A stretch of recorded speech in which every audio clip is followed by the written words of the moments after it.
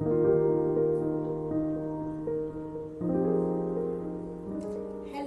and welcome back to the channel. My name is Fiona, and today I just want to reflect. I came from church. Today is Saturday, November 12th. I literally just got back from church, and I felt like the message at church today was so heavy on my heart that I thought it would be wise to make a video about it. And it's more of just a reflective video. The title of the sermon was we don't have much time, something along those lines. I'll put the sermon title over here. I can also put a link to the live broadcast of it in case you want to watch it and listen in for yourself. But the summary of it all was basically that we actually don't have much time on this earth, and I'm sure it's something we've heard a lot of times. Like, we've heard preachers come in and out say, oh, we don't have time. But do we really ever take time to think hard about what they're saying? For me, I would personally say sometimes it just goes over my head until, let's say, whether it's somebody I know, but most of the time it's like somebody I know. Let's say if somebody I know passes on, that's when you realize, wow, we actually don't have much time, because you think to yourself that, oh, I was with so and so over the weekend, or I was with so and so just 3 days ago, and there's no way they would have known that they had just 3 more days to live. Why am I saying this? I'm saying this because I'm trying to bring it to our attention, you and I.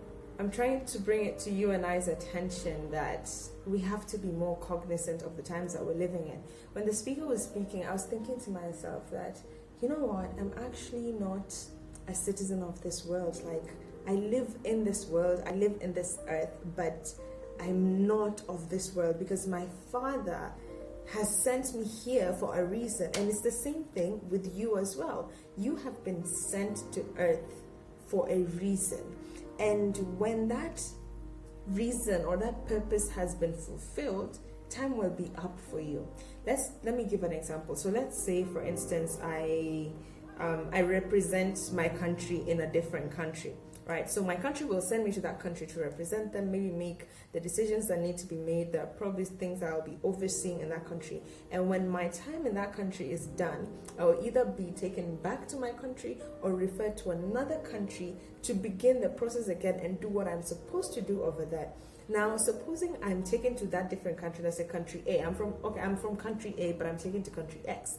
So I've been taken to country X. I've quote unquote done what I need to do. I'm going back to country A.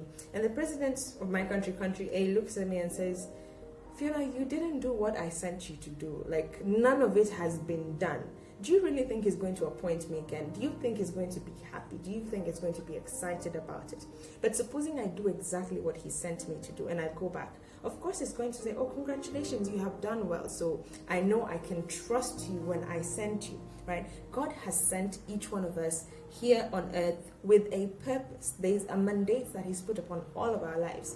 And the question is, are we living like people who have been sent? That's the reflection I was having during the sermon.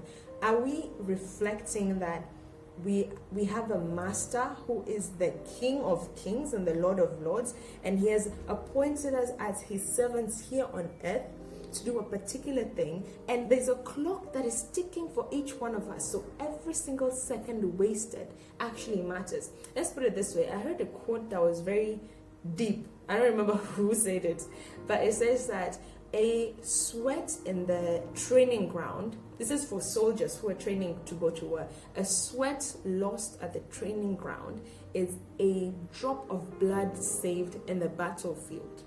So what that means is that the effort they put in to train actually measures up to how many lives they're going to be able to save. So if you've been sent by the Lord and the clock is ticking, every single second wasted is a soul that is lost.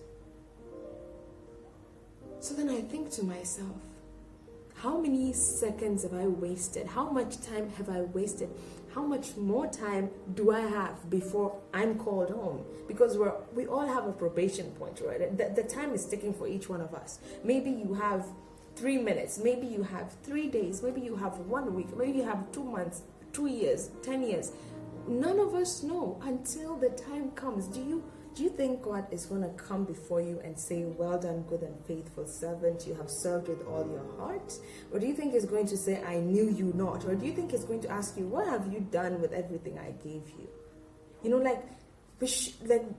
and I'm talking to myself as well, we should stop not taking this seriously, because probation exists for every single person. Every single second we have actually matters. You don't know when the time stops for you, and when it stops, the minute you open your eyes, you have to answer.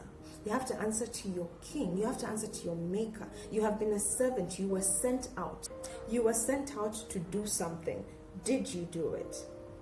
That is what I've been reflecting on today, personally for myself, and I thought I should share it with all of you as well, so that you can also reflect on it and ask yourself, what am I doing with the time that God has given me? Am I fulfilling God's purpose and plan for my life? Have I done that which he sent me here on earth to do as his representative and his servant? So that's something to think about.